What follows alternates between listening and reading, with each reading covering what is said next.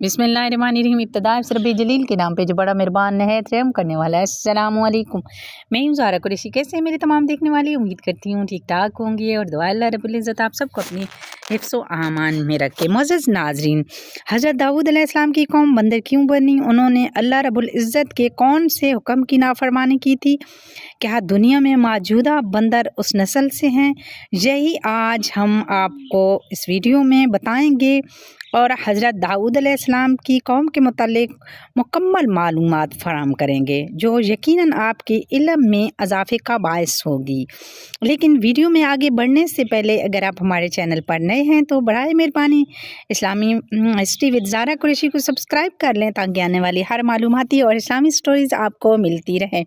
Video पसंद आए तो लाइक भी कर दिया करें और अपने चाहने वालों के साथ वीडियो को शेयर भी कर दिया करें ताकि आपके साथ साथ वो भी इन खूबसूरत वाक़यात से मुस्तफ़ीद हो सकें। शुक्रिया। मुअज़्ज़ज़ नाज़रीन, हज़रत दाऊद अलैहिस्सलाम अल्लाह के बरगज़ीदा नबी और रसूल थे। अल्लाह रब्बुल इज़्ज़त ने आपको बचात भी अता की थी। इमामुल अंबिया अलैहिस्सलाम हज़रत आदम अलैहिस्सलाम के बाद हज़रत दाऊद अलैहिस्सलाम ही वो पैगंबर हैं जिन्हें कुरान करीम ने खलीफा का लक़्ब से नवाजा है। कुरान करीम की सूरत बनी इसराइल में इरशाद है, और हमने बाज़ पैगंबरों को बाज़ पर फजीलत बख्शी और दाऊद को ज़बूर अनायत की। मुअज़्ज़ज़ नाज़रीन, हज़रत दाऊद अलैहिस्सलाम की कौम के 70,000 आदमी उक़बा के पास समुंदर के किनारे एला नामी गांव में रहते थे और ये लोग बड़ी फराखी और खुशहाली की ज़िंदगी बसर कर रहे थे। अल्लाह रब्बुल इज़्ज़त ने उन्हें बेशुमार नेमतों से नवाजा था और ये लोग खुदा की इबादत से गाफिल हो गए थे। नाज़रीन इकराम, अल्लाह रब्बुल इज़्ज़त ने इन लोगों का इस तरह इम्तिहान लिया कि हफ्ते के दिन का अदब इन पर लाजिम करार दे दिया और उस दिन मछली का शिकार इन पर हराम फरमा दिया और हफ्ते के बाकी दिनों में शिकार हलाल था। मगर इस तरह उन लोगों को आजमाइश में मुब्तला फरमा दिया कि हफ्ते के दिन बेशुमार मछलियाँ आती थीं और दूसरे दिनों में कम आती थीं। तो शैतान ने उन लोगों को ये हीला बहाना बता दिया कि समुंदर से कुछ नालियाँ निकाल कर खुश्की में चंद गौज़ बना लो, और जब हफ्ते के दिन उन नालियों के ज़रिए मछलियाँ उन गौज़ में आ जाएं तो नालियों का मुंह बंद कर दो और उस दिन शिकार न करो, बल्कि दूसरे दिन आसानी के साथ उन मछलियों को पकड़ लो। नाज़रीन इकराम, उन लोगों को ये शैतानी हिलाबाजी पसंद आ गई और उन लोगों ने ये नहीं सोचा कि जब मछलियाँ नालियों और गौज़ों में मौकीद हो गईं तो यही उनका शिकार हो गया, तो हफ्ते के ही दिन का शिकार करने पाया गया जो उन लोगों के लिए हराम था। इस मौका पर यहूदियों के 3 ग्रोह हो गए थे।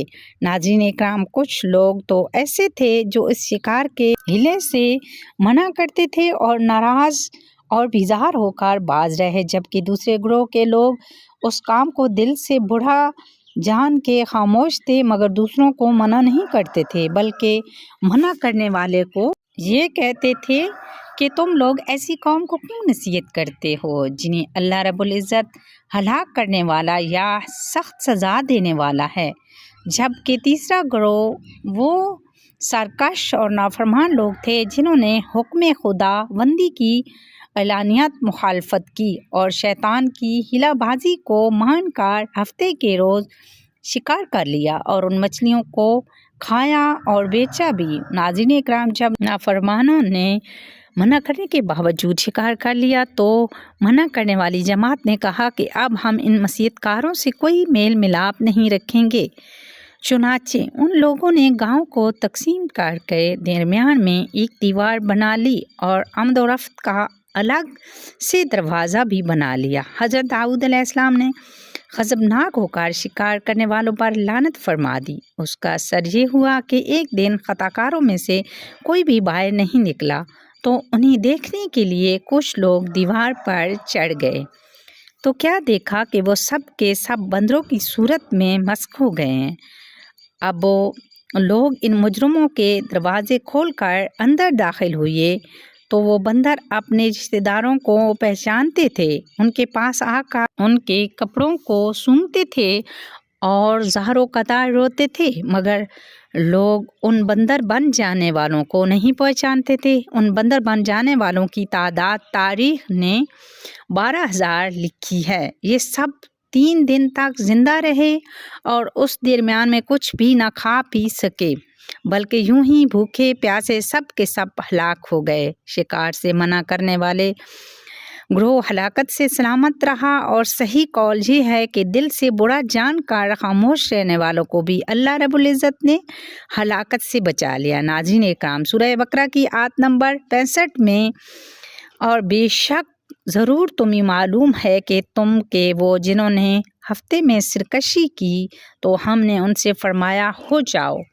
بندر دھکارتے ہوئے۔ ناظرین اکرام، یہ مفصل واقعہ سورہ اعراف میں موجود ہے، جس سے معلوم ہوتا ہے کہ شیطانی ہیلا بازیوں میں پڑھ کر اللہ جل شانہ کے احکامات کی نافرمانی کا انجام کتنا برا اور کس قدر خطرناک ہوتا ہے، اور خدا کے نبی جن پر لعنت فرما دیں اور وہ کیسے ہولناک عذاب الہی میں گرفتار ہو کر دنیا سے نست و نابود ہو کر عذاب نار میں گرفتار ہو جاتے ہیں اور دونوں جہانوں میں ذلیل و خوار ہو جاتے ہیں۔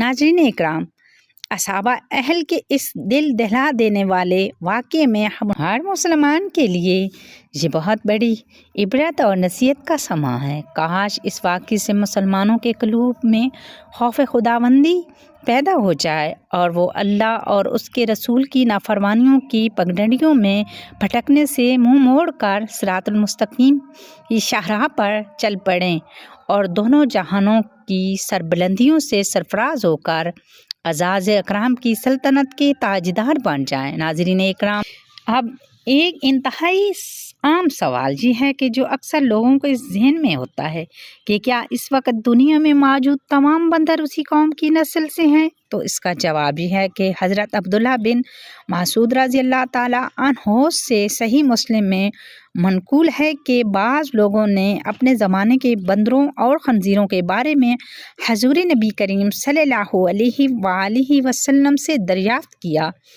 کہ کیا یہ وہی مسخ شدہ شکلوں والے یہودی ہیں؟ آپ صلی اللہ علیہ وآلہ وسلم نے ارشاد فرمایا، اللہ رب العزت جب کسی قوم میں مسخ صورت کا عذاب نازل کرتے ہیں تو ان کی نسل نہیں چلتی بلکہ چند روز میں ہلاک ہو کر ختم ہو جاتے ہیں۔ بندر اور خنزیر پہلے سے ہی دنیا میں موجود تھے۔ امید کرتی ہوں کہ آج کی ویڈیو پسند آئی ہوگی۔ دعا ہے اللہ رب العزت ہم سب کو صحیح معنوں میں پیارے آقا تاجدار مدینہ حضرت محمد صلی اللہ علیہ وآلہ وسلم کی سنت پر چلنے کی توفیق عطا فرمائے، گناہوں سے ہماری حفاظت فرمائے اور نیکیوں کی توفیق عطا فرمائے۔ آمین ثم آمین۔ اسی دعا کے ساتھ اجازت چاہتی ہوں۔ انشاءاللہ بہت جلد ایک نئی واقعہ، ایک نئی سٹوری کے ساتھ ہوتی ہے ملاقات۔ اللہ حافظ۔